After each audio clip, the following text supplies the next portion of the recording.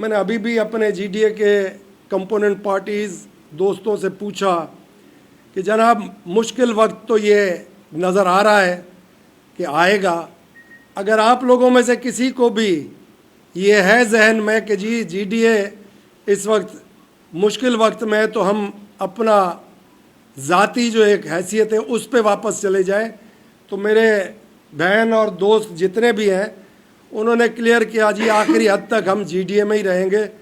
GDA में मुर्तज़ा खान ने भी कहा कि हम जीडीए में ही रहेंगे।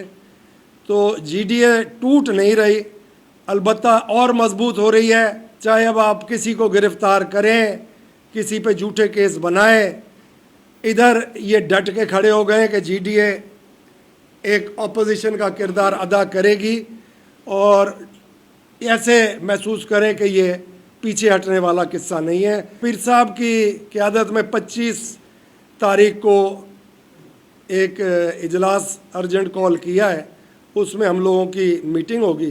तब तक जो फैसला कोर्टों ने करना है वो भी कर लें और कहाँ रास्ता जा रहा है वो भी नज़र आ जाएगा। और हम पहले कानूनी जितने भी अपने वकील हैं उनको आज़ाद छोड़ाए कि आप जाके रिलीव लेने की कोशिश करें, वो देख लें। उसके बाद देखें, हल हंगामा आराई नहीं है, हल टेबल पे बैठ के बात करने में निकल आते हैं।